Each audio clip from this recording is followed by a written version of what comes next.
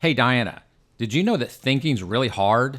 Mark, that's the dumbest thing you've ever said. Ladies and gentlemen, jurists and just curious, welcome to the Successful Barrister Podcast.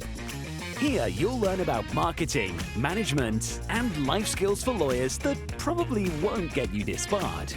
Hosted by Marc Whitehead, a seasoned lawyer who remembers when fax machines were cutting edge, and Diana Berry, attorney, COO, and the brains behind the scenes. Together, they are the legal world's most dynamic duo since statutes met regulations. So if you're looking to build a practice, not a prison, you're in the right place. Welcome to the Successful Barrister, where legal legends are made. And welcome to the Successful Barrister Podcast, the podcast for lawyers about marketing, management, and life skills that probably won't get you disbarred. I'm your host, Marc Whitehead, along with my co-host, Diana Berry, my right hand, my COO. Hey, Diana, what's going on? Not much, Mark. How are you doing? I'm good. So You're excited about today's podcast. I'm excited about today's podcast because we're talking about the book Paid to Think by David and Lori Goldsmith, which is one of my top 5 books of all time. Yeah, you've mentioned it a few times. I've mentioned it in multiple podcasts. And today is finally here. Finally popped up on the schedule. So I'm excited. On the flip side, Diana's being kind of in a pissy little mood this morning because she says her day is overbooked and she's fitting me in. And I keep saying, like, no, Diana, this is the highlight of your day because you get to spend an hour with me. This is a very good point. I do get to spend an hour with you.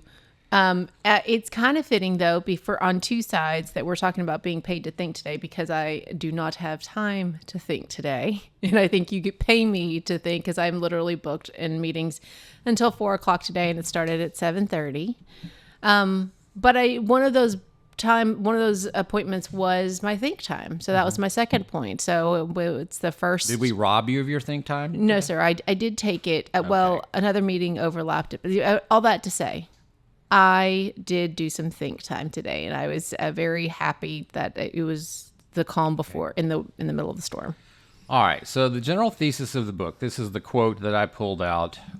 Thinking is the hardest work there is, which is probably why the reason so few engage in it. Now, this is a quote from Henry Ford, had quite a bit of business success. Just a little bit. We won't get into the personal side of some of the weird crap that Henry Ford pulled. Oh, if you read his biography, just read his biography. It's there. We'll focus simply on the business side, which he was pretty brilliant at. So I think really the real issue is thinking about any random thought is pretty easy, but thinking about what is productive and what gets you ahead in life actually is quite hard. Mm-hmm. And the concept of the book, Paid to Think, which is to give a structure around how leaders of an organization should be thinking. In other words, what are you paid to do as a leader of an organization? Okay? I'm not paid to lick the stamps. I'm not paid to address the envelopes. I'm not paid to do most of the work that goes on in this law firm. I mean, we have 70-something people. I do probably less than 0.01% of the physical work around here. Of the tasks. I'm not paid to do that. What am I paid to do? I'm paid to think. Mm-hmm. One of the points that the book brought out right at the very beginning is that the CEO or president of an organization, and for our purposes, we'll extend that to the leader of your firm, meaning probably you, should be spending about 90% of their time thinking and about 10% of their time executing, which is a pretty staggering number if you think about it. 90% of your time you should be thinking. Then it goes on to say for your middle management, it ought to be like a 60-40. Even your middle managers ought to be spending most of their time thinking through a number of things, processes, procedures, how to manage people, how to solve problems, so forth. Goes on, so here's where it flips. Frontline managers, which I think in our case we would call our team leaders, the paralegals in charge of the different divisions out there, 40-60. So at that point, we flip over a little bit more, 60% of their time executing, but still a good chunk, 40% of their time just thinking about what they do. On down to frontline employees, which might be more like a 10-90. They're the ones that are actually doing the execution. The tasks. They're the ones knocking out the task. But the real question then is, if you're supposed to be spending 90% of your time thinking, well, what the hell should you be thinking about? One of the quotes that I really liked was, "Don't confuse motion with progress," and that includes your thoughts. Don't just assume that thoughts moving through your head are productive thinking. Like I said, a rocking horse keeps moving, but it's not making any progress. So you have to be thinking about the correct things. So there's an overview of how the book describes your thinking. It basically breaks it down into 4 broad categories, which we're going to come back and we're going to break it down in our next segment. But just to tease it out a little bit, the 4 broad categories are strategizing, learning, which I love to do. I spend a lot of time learning. Spent this morning reading up on just some random things regarding the ERISA statutes, not because I had any specific task in mind. It was just I thought I needed to get a general more overview of a particular topic. Third one is performing, thinking about performance. How are you going to execute on your plans? And here's the fun one, the Nostradamus of it. The last one is forecasting. Part of your job as a leader of a firm, a leader of an organization, is to try to predict the future. Or maybe predict alternative futures. Well, if it goes this way, then this is how we need to react. And if it goes this way, this is how we need to react. And we need to be prepared for all the possible things that could possibly happen in the future. So I always thought about forecasting the future is not necessarily about forecasting the correct future, but forecasting the reasonable possible outcomes and making contingency plans depending on whatever direction it goes. Particularly in law, we're highly subject to the political whims of the world. Statutes and regulations can change in an instant, So that's kind of the outline of how Goldsmith here thinks about thinking. But he really, through the book, walks you through a very structured way to do it. And I thought it was brilliant. And it, again, like I said, it is one of my top 5 books of all time that I highly recommend to anybody. Have you read the book? I have not. You've not read the book? I did read the summary in preparation for today's podcast. Okay. So what did you think, just in general? I guess he breaks down and makes it kind of... thinking is obviously this whole amorphous concept that everyone's not really sure. Okay, well, I scheduled think time. Now what am I supposed to do with my think time? And so it's kind of... He breaks it down into easy concepts, which is pretty cool. Right.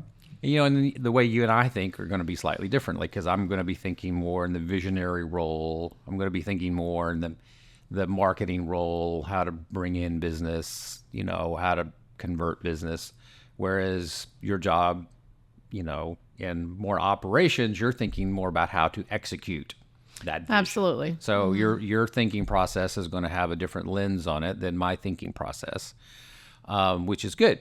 And I think as you work through the organization, everybody's thinking process is going to be through their particular lens of hopefully the clearly defined objectives that you've given for each person their position within your organization. So that's how I always thought about that, is when you have positions within an organization, your positions should be defined by objectives, not by titles. People get too hung up on titles. Like, my title is this, that, or the other. I'm like, no, I don't care about your title. What's the objective of your job? Why are you here? How can we define success? How do we know if you have won or not? And that's defined by what your objective is. So with that, when we return, we're going to get into the nuts and bolts of how to think.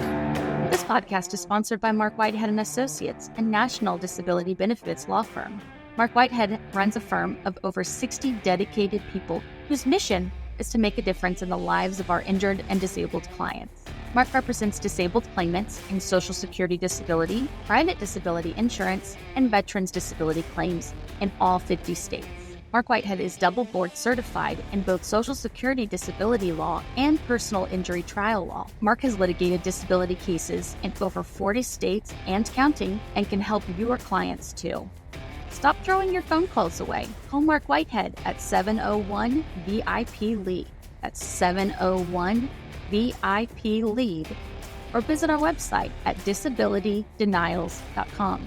Referral fees are paid in all jurisdictions where it is permitted. Refer us your disability cases today and know that your clients will be in good hands. And we're back. All right, Diana. So we're going to talk about paid to think, how to think. And we're going to try to not make this book report-y, as you have complained that sometimes we tend to do. I've commented, not complained. So we're trying to relate this to how we actually execute this within the firm. Well, so I guess the book report part of it is that, so for the visual learners out there, he has, Goldsmith has identified, you said 4 main categories of how you think. Mm-hmm. And they are, I guess they flow from one to the next. Correct. And within, there's the strategizing, which has 4 activities. Learning has 3, performing has 4, and then forecasting is the 12th. Right. Okay. And that's how we're going to talk about paid to think and how you apply it to your law firm. But how we apply it. So anybody can go read the book, which I highly suggest. But all right, so the first one is strategizing. And the way I think about it, the first thing you have to do when strategizing about your business, is kind of come up with a plan. And what's the first part of that plan is like, all right, what sandbox are you going to play in? And we've talked about this in prior podcasts about the different sandbox I have played in throughout my legal career. Mm-hmm. We've done the whole criminal, the whole bankruptcy side, the whole personal injury side.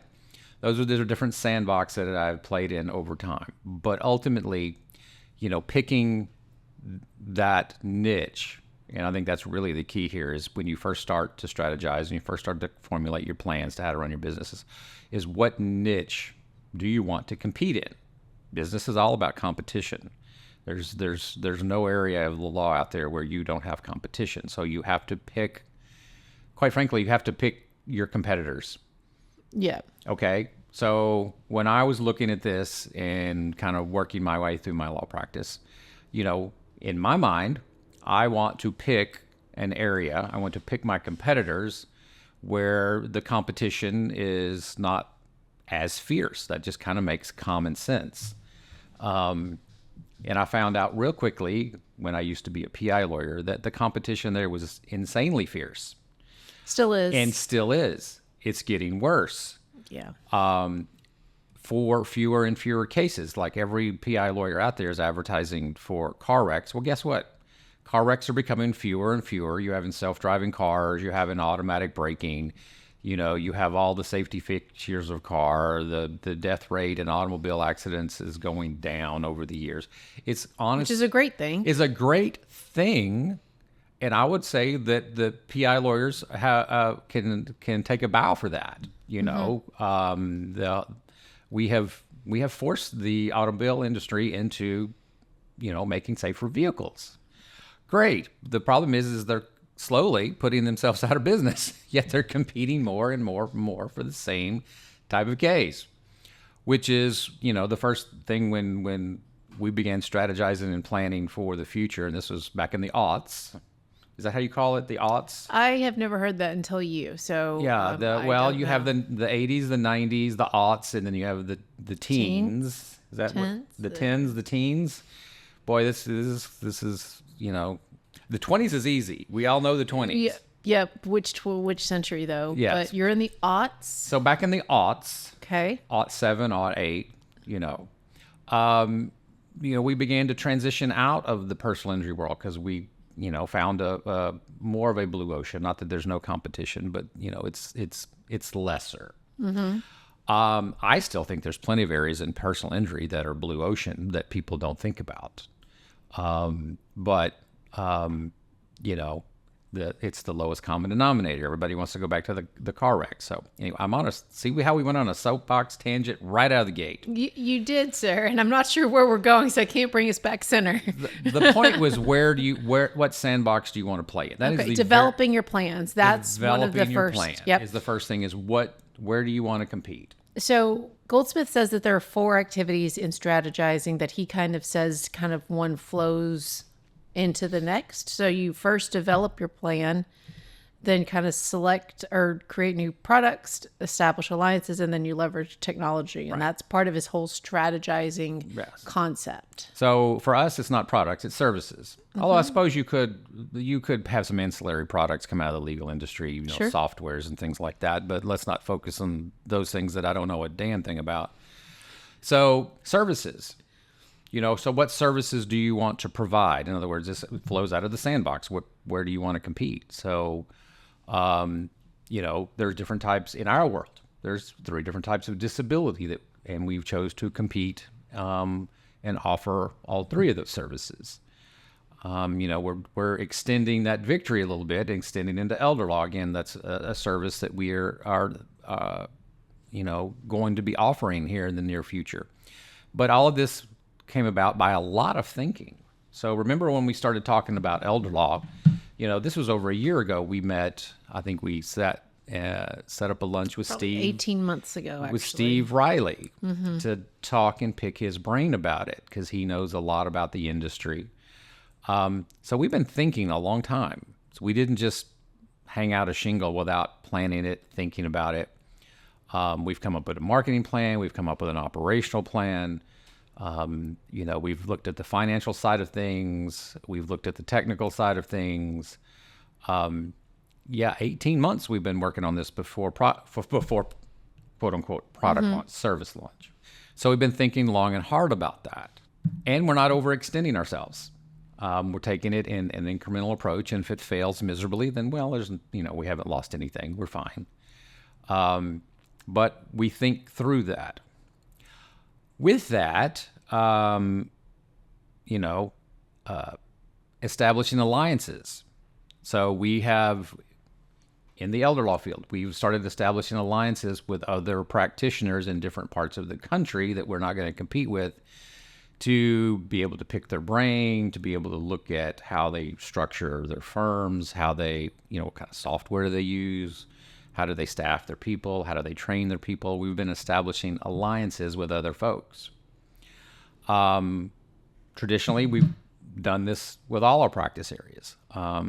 We have a lot of alliances with personal injury law firms. We don't do what they do, but what we do is tangential. It complements what they do. And so we've established these alliances over time. This didn't come out just out of nowhere. You had to think about it.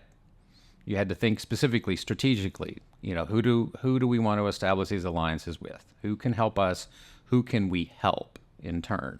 And I think the last one we talked about, and we talked about this a lot, is leveraging technology. We do talk a lot about that. You love the technology side.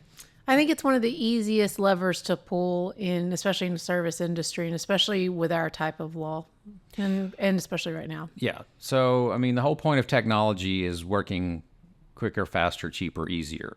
More consistently for me, obviously. Yep, fewer mistakes. Yep, the high C in the room. What's consistency? People are going to get sick. One of our team leads was out, for really badly for the last, 5 business days, and it's like, well, who was doing her job?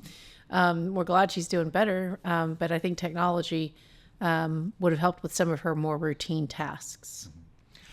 So with all of this, in this first part of strategizing, the thing you have to think about the most, in my opinion, is managing your priorities, because there's so many ideas that can fly through your head.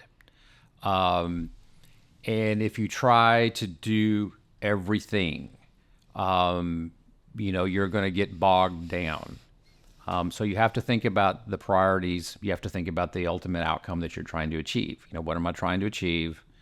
And then how do I get there? What are the priorities? And you have to be very careful about going off on tangents like we tend to do. I think that priorities. You and I are a collective we. We are the collective. We are the collective. I'm the royal we, part of the royal we. I do think that that was for me when kind of studying up for this podcast, the managing priorities part hit for me, because I think that as lawyers, which regardless of where you are in the law firm or in your career, whether you're closer to my era or Marc's or my position or Marc's position, managing priorities is universal, and you think that you get paid as a lawyer to produce work product or to settle the case, to reach an outcome. When reality, I think the thesis of the book is that actually sitting and carving out time to just think, where they're at the end of your allotted time, you may not have a clear, defined work product, like, oh, I have finished discovery now, or that can be very hard, I think, just for people in general, not just attorneys. And so managing your priorities and making time to think about really what is the real problem, getting to the heart of the real problem, not just what you think is that fivefold why that we talked about in a couple episodes ago. I think that's the hard part that people just can't ever get to. So there's no end game here. Exactly. You're going project to project. Business, I think we've talked about this before, business is an infinite game. Unless you're shooting for shutting your practice down or selling it at some point, it really is an infinite game. So you're simply moving from the best available project to the next best available project to the next available project, best available project, repeatedly ad infinitum. So you always have to think about it in that way. Yep, and we've talked a lot of, I think your examples were, about the business and how you've expanded in your career, but I think that my position is an example of that iterative stage where, so I bet you, but obviously I wasn't here then, but before you decided to hire a COO, I'm sure you talked to, let me guess, your Ada cousins, you got job descriptions from people. You did not have chat back then, but you probably asked people for their job descriptions, and then you put one together that you thought you might like, and then you probably talked to Nora about it. So that was leveraging your network with that. And then you finally found me. We agreed that I was going to come work for you, and that should have been the end of the quote unquote project, but then now you had to onboard me. Well, that just starts the next project. Exactly. The next project is to onboard you, and then the next project is to set you free, and the next project is to collaborate with you. It's like I said, it's an infinite game. It never ends. And I think staffing is something that everybody can, everyone's struggling with right now. And so whether it's because you've lost someone and you're having to regroup and figure out why you lost someone, or whether that's because you're creating a new position like we recently did, you have to think about it. Like, what do I really want out of this position? What is the outcome, to go back to something you said, for this position? I think that's really, to put a bow on the strategizing side of this, is you have to begin with the end in mind. In other words, what is the outcome that you were seeking? You always have to start there. Well, I think that that's great if you know. Sometimes, though, you really don't know. Like, I think it takes a long time for you to sit and really think, what is the real problem? Like, sometimes staffing is okay. Is it that the caseload's too high? So that's a real simple, I just need to add a body. Mm-hmm. Are we following the processes that we set out? That's a process problem, not a people person. Is there technology out there, to Goldsmith's point of leveraging technology? Is there technology that we can utilize rather than adding a person? The problem isn't always clear for me, I think, in my position. All right. So to put a bow on this, as I was taught in Depot College of how to summarize a deposition, actually to ask a summary question of your deponent after you've gone down a rabbit hole, because we just went down a rabbit hole. What he says with regard to strategizing, 4 simple steps, which is developing plans, creating, in our case, new services, establishing alliances, and leveraging your technologies, which to me the key is begin with the end in mind. What is the outcome that you're seeking?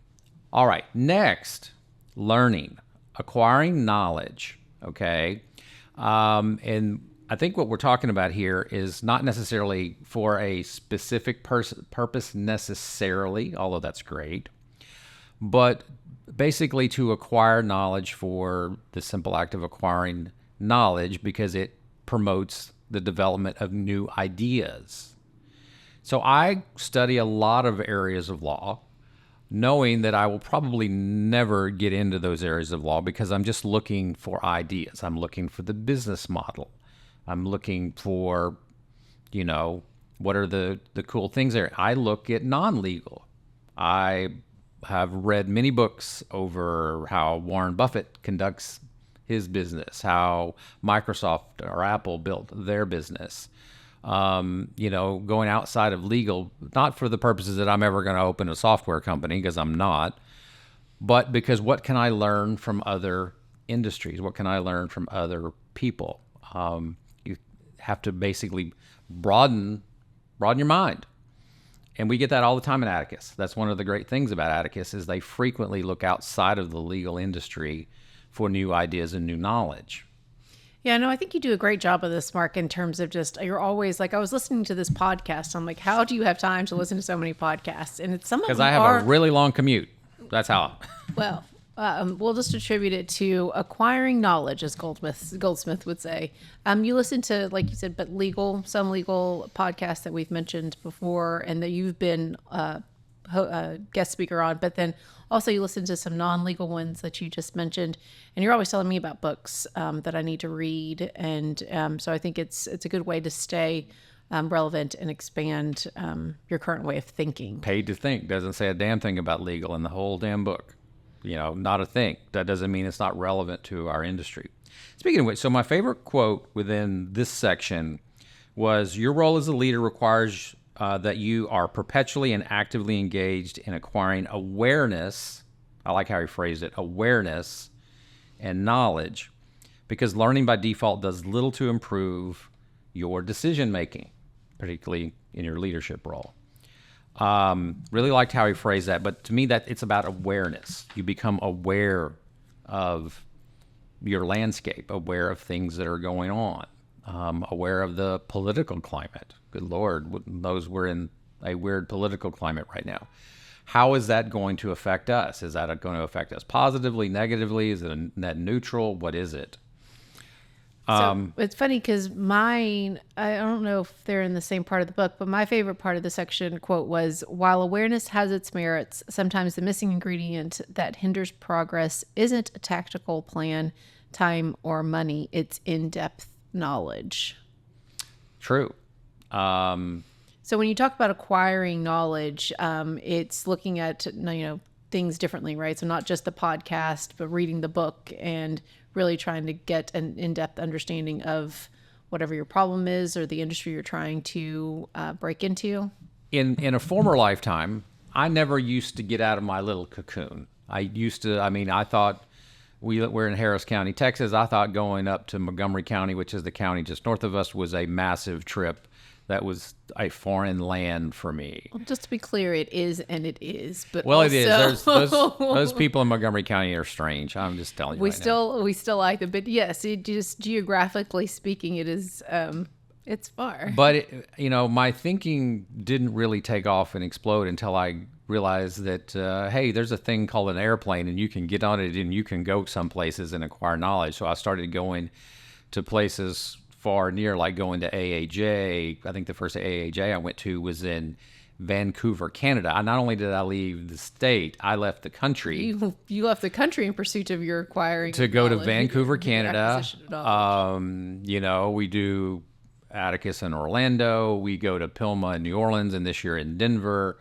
Traveling to Nova, traveling to Nosker. All of a sudden, going to all of these far-flung places to acquire knowledge that you just can't get by, sitting in your office. Now, these days it's a little bit easier because things are virtual, but in the olden days, I called pre-pandemic the olden days, when you actually had to necessarily get on a plane to go to these places. But it opened my eyes to learning new things, and not just about the practice of law, but about the environment that we're in. Everything we do is political. AAJ, people don't realize, is their primary function is to lobby Congress because Congress affects federal law. TTLA, their primary function is not to put on CLEs. That's how they get their membership. But their primary function is to lobby the Texas legislature, and every state has some equivalent organization. And what you learn by going to these organizations is you learn the political landscape, which the political landscape dictates the economic landscape that you're trying to operate in. So you have to know that. You know, we had major political fights in Texas in the early aughts, that didn't really turn out all that well and led to me changing direction, business-wise, because of the way the state legislature basically changed Texas law. So, but I knew that was coming. It didn't hit me blindsided. I saw it coming. We saw it coming for several years. So we were able to adapt and adjust. Goes back to our last topic of forecasting. You need to keep your pulse, on the political and economic news out there, which basically means you need to be aware. You need to increase your awareness. The other part of awareness, what about your competitors? We all have competitors. What are your competitors doing? How are you doing opposition research, as they would say in political parlance, or competitive research? Competitive intelligence, I think, is the way the book phrases. They try to be a little more antiseptic about it. But what are you doing about that? Since we rely so heavily on digital marketing, we do opposition research fairly frequently, like at least once a year, and some of it sometimes a lot more frequently than that, of what our chief competitors are doing in the digital space. I have a suspicion they're probably doing the same thing to me. Yeah. But simple things, you hire companies, what keywords are your competitors bidding on? You can figure that stuff out. How are they promoting themselves on the internet? How much are they spending on pay-per-click? How much activity are they doing organically? You can do the same thing on television. There are ways that you can get the television spend in each market to see what your competitors are doing. You can actually watch their ads. You can go to the internet and pull up every ad out there and see what they're advertising for. There's lots of ways that you can, check out what your competitors are doing, because it's just smart business. You don't want to get left behind. All right, so moving on, we're going to move on to performing and leading. And the quote that I pulled out from there was, every leader must rely on other people to manage some portion of their tactical activities, even if the leader operates within a small organization and executes on their own at times. So thinking about how you're going to set up your structure, set up your organization, this is your strike zone, and getting people to execute on what you've designed, I think is a key part of your overall thinking strategy. In other words, how do I now that I've thought up these great ideas, how do I create an organization and a training program and a staffing program to actually make the sausage? Yep, I think empowering people to execute on your dream, or getting people to buy into your vision, is one of the, I'd say, a secret sauce of this position, because people are the one thing you can't always rely on in terms of just doing the same thing over and over again, because they're obviously not robots. And so you have technology that produces the same result every single time, and that can aid you. But people are, I think, the kind of the secret sauce to what I do. And it's the fun part. So one of our core values is teamwork. And I like how we define teamwork, because basically what we say when we're defining teamwork is that collectively, we can be more productive than we are individually. In other words, we're more than just the sum of our parts. There's a synergy that comes with breaking down complex tasks into simpler tasks, and then training people on how to do those simpler tasks, and then adding those simpler tasks back up to create, 1 + 1 makes 3. Yes. We talk about that all the time, which means a lot of what we have to think about is how to break down complex tasks into simpler tasks that we can train people to do. This is what Henry Ford was great at. Yep, the assembly line. Yes. All right, So Diana, you're in charge of operations, which basically means you're the one that deals most directly with people. I mean, you're the people person. I am the current people person. You're the people person within the organization. And you got to get people to do what you want them to do. You got to get them to do it quickly, cheaply, efficiently, correctly. Mm-hmm. You know, when you're thinking about how to make that happen within this law firm, you know, how do you do it? Where do you start? I always spend a lot of time making sure we agree on the problem, the exact problem that we both agree on, that we're trying to solve. Thinking about the problem. Yep. And then, you know, and I'll probably spend a meeting just making sure we agree on the problem. Because then if we all agree on what the problem is, one, we're more likely to make sure that we're getting to the outcome that makes everybody happy, rather than me trying to solve for, you know, a technology problem when they really decided it was really a process problem. And honestly, by the time that we get to the solution, I think that they then have buy-in, because now we agree on the problem. And then if we get to the solution, then it's not, you know, trying to solve for a different issue. So this hits me just, you know, we always have people complain. We have too many meetings. You just read that in the literature, too many meetings, you know, death by meeting. What are meetings? Meetings are group thinking exercises. And I think if you think of a meeting in that regard and you go into it with that attitude, like, I'm not here to go through an agenda. I'm not here to kill time. I'm here to have a group thought exercise. Yep. And then from that thought exercise, we're going to come up with a plan or a mini plan, or at least identify the problem for further investigation. If you think about it that way, that's what meetings are. That's where I definitely start. And then the meetings definitely become more structured over time to make sure that we allocate responsibilities. And then, you know, we'll just probably beta test some solution.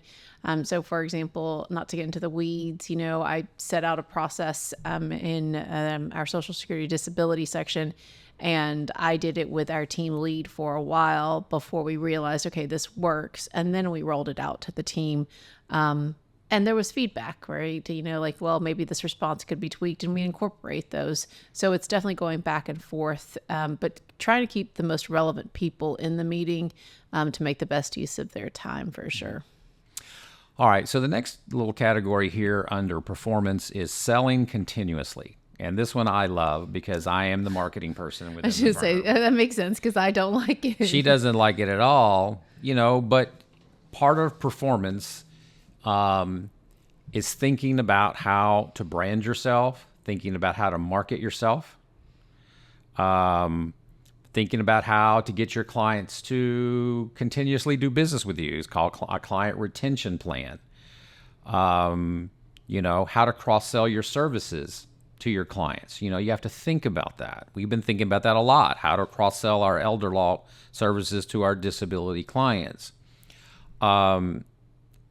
You know, so part of performance is thinking about how to keep promoting yourself, because we are a business, and you constantly have to generate new business or you die. So you have to think about that continuously. How do I keep that feedback loop going where I continually develop new business, I continually provide good service, I continually promote myself to my former clients so they will help me bring on new clients or at least give me repeat business. But that is a thought process and unto itself. I enjoy that side. That's kind of one of the fun things, I think. And you hate it. I know you hate it. I'm not very good at the self-promotion or any of that stuff. So it's a good partnership, Marc. I don't have a problem promoting myself at all. Not at all, people. That's why we're here. Low eye here on this side of the table, but I think he brings up a good point about the cross-selling and some of that. It's been interesting because of our Atticus involvement, listening to some of the flat fee attorneys, the estate planners, and how they develop client care programs as a way to stay obviously in front of their clients on a monthly basis, but also to develop an alternate kind of stream of revenue. And so you can always get creative, even if you are a flat fee attorney out there. There are different ways that you can stay in front of your client base to sell continuously. All right, with that, so we're going to take a quick break. And when we come back, we're going to wrap up with the fun part, the Nostradamus part of how we could possibly see into the future. I'm Marc Whitehead, a lawyer, entrepreneur, and business coach. Thanks so much for tuning into the Successful Barrister podcast. We have a blast creating it, and I hope you find it helpful. If our chats have sparked your interest, I'd love to hear from you. Shoot me an email at marc@marcwhitehead.com. That's Marc spelled with a C. Enjoying the Successful Barrister newsletter. Even better, let's hop on a call. I'd love to chat about how we can collaborate, share ideas, or just catch up. Real quickly recapping, Okay. The enterprise thinking, I think, is how the book that we've been talking about talks about it. Strategizing, developing plans, creating new services, establishing alliances, leveraging technology. Then it goes on to learning, which is acquiring knowledge, growing global awareness, watching your competitors, stalking, as I like to say, stalking your competitors. Finally performing, which basically means leading the charge, empowering your people, innovation, and constantly selling yourself. So the last one is sort of a standalone, which is forecasting the future, the Nostradamus of the thing. When I start trying to forecast the future, I start with looking to the past, because trends tend to, especially in the legal world where we're so slow to move and adapt, is that I think it's helpful to look at past trends, both within your own business and within, the legal landscape generally. I certainly have morphed over time and have moved over time. But none of us can really predict the future, but we can make educated guesses about certain possibilities or certain potential paths that may occur. And that's kind of how I think about forecasting the future, is making contingency plans depending on what might happen. I kind of use the Pentagon as an analogy. The U.S. military, they have dozens and dozens of different war plans prepared for different scenarios. They don't know which one is going to happen, if anything is going to happen, but they have planned out scenarios. I was reading the other night, we actually have a planned scenario in case the UK attacks us, our closest ally. There is actually a war plan for that, as silly as that sounds. Yeah. Now, I'm not going to suggest you go that detailed, but I think, the way Goldsmith basically lays it out in the book, kind of a three-pronged contingency plan. If you look at something, what are the three possible or most likely outcomes? Mm-hmm. And then plan for those three things. Now, maybe it's 2, maybe it's 4. I don't know. He comes up with 3. Great, whatever. But that's how I view forecasting for the future. Yeah, so I think that, for me, forecasting the future, it's obviously envisioning success is part of a mindset thing, but also then secondarily, it gives you confidence to go from thinking to action. If you can see how, okay, I've considered all of the things I've done, the strategizing and the empowering of the people and all that, now I can go from thinking to moving forward with my plans. I liked the 3 questions that he asked. The first question was, what if our forecasts turned out to be exactly on the mark? The second question is, what if only part of what we forecast comes to fruition? And then thirdly, what if our forecasts turn out to be completely off the mark and a markedly different scenario plays out? And it's almost like you have to envision the worst case scenario, say, okay, if that happens, I accept it, and then and we'll still be okay, right? It's the whole elder law thing. You've said it multiple times in our podcast, because I think that that's where you had to get in your mind that if elder law is, we launch it and it's not a success like the other 3 practice areas, the other 4 practice areas, then we're still going to be okay. It was a very good jump into the market. And so if our forecasts turn out to be completely off the mark, the firm is still going to be okay. We'll be fine. So it's funny. So yesterday I was looking at our 2025 business plan that you and I have been working on. As an attachment in the back of the 2025 business plan was a projection that we made, I think, 3 or 4 years ago. Mm-hmm. And the projection was, what if we doubled in size over the next 3 years? So basically starting in 2022, what happens if in 2025 we double? What would that caseload look like? What would our revenue look like? What would our revenue look like? What would all of these things look like? And we still keep it as an attachment to the back of the business plan that we update every year. And I looked at it and I was like that was way wrong. We missed it so badly. We were quite over-optimistic, quite frankly, about our ability to grow the practice. I mean, we've done okay, but we were thinking in terms of what happens if we double in 3 years, which we didn't come anywhere close to doubling in 3 years. We've done okay. But I was looking at it and I was just chuckling because I was just like looking at the assumptions that we made, trying to predict the future. And we missed it. Now, was that fatal? Did that sink us? No. I mean, because we adapted. But that would be an example of being overly optimistic. And what we were doing was we were like, all right, if we did double the size of our caseload, what would our infrastructure have to look like? What would our cash flow have to look like? What would our borrowing capacity off our bank's line of credit need to look like if that were to occur? Mm-hmm. So we started preparing for that. Now, it didn't happen, but are we any worse for that? No, because we did a lot of prep work. So that would be an example of planning that didn't forecast the future correctly, but it still was beneficial because it made us think. Yeah, but it made you think about the business more strategically rather than just assuming status quo. Okay, so I referenced it earlier, but and without beating the dead horse, we're in the business of law. And law is made by politicians. So being aware, being able to try to forecast into the future what politicians are going to do, and we will name no names here, but what the political landscape looks like over the next 3 years and 11 months, what is that going to look like? And how that's going to affect us. I mean, I think about that. So first thing I thought about was the Social Security Administration, the government, just gave us a raise this year because we're fee capped. And our fee cap traditionally, or at least over the last several years, was $7,200 a case.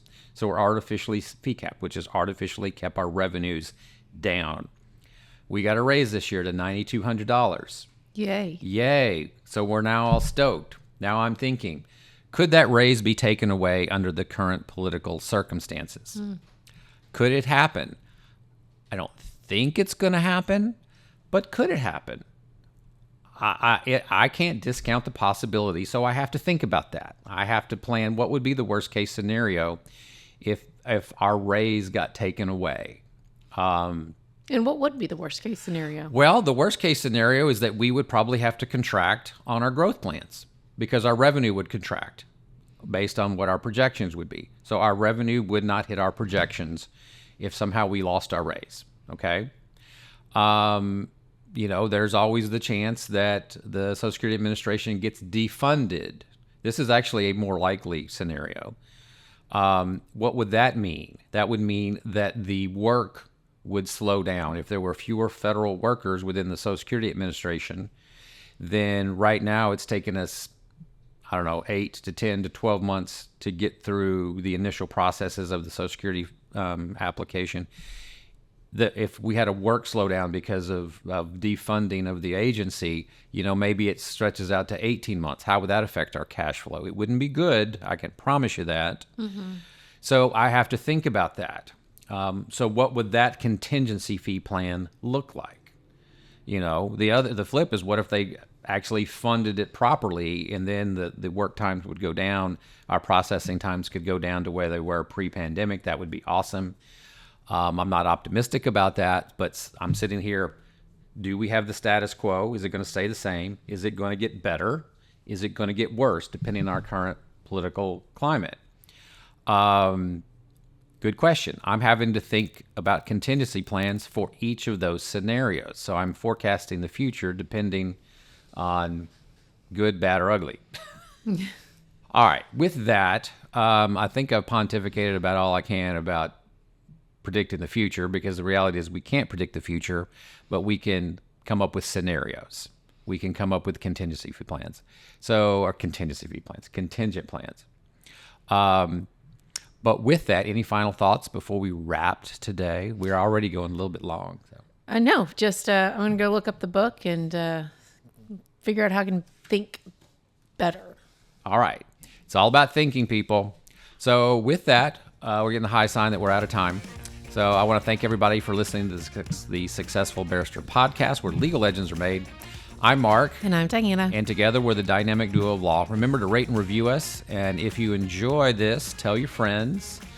And we're asking all of our friends out there to make sure you go give us a 5-star review. We're really working hard on that. So I've gotten lots of people that have texted me, emailed me, saying how much they love the podcast. That's great. Go leave a review. You know who you are, people.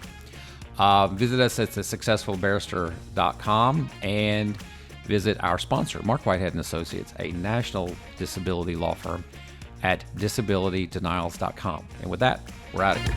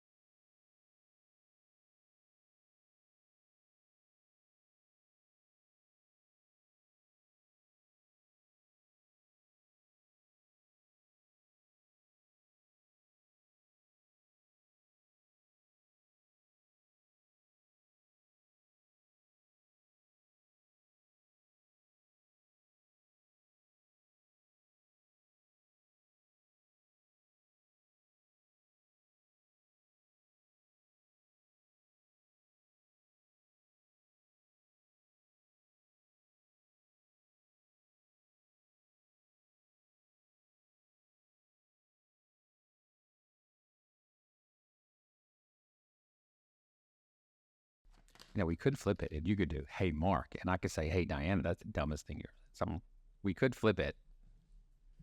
Every time I hear myself say that's the dumbest thing, I was like, why on earth do we just not record that part and play it again every single time? Why do I have to say it I understand why you have to change yours. Why do I have to change mine every time? You don't. You should say the same thing every time. And you're unhappy with it every time. TikTok. Somebody's got to get to Stretch Lab. I know. I need passion from your answer. It's like, Marc, that's 1:30 thing I've ever heard. You ever take acting classes? No, sir. Remember, raging introvert. I have decided that's my new word. I almost backed out of my friend trip in April because they became a very large group. Yeah, I know. Like, I don't want to go. I'm going, but I'm gonna. Rick said I couldn't call it our honeymoon, but in my head, it's just I'm gonna be like, I don't go sometime with my husband now. Bye, guys.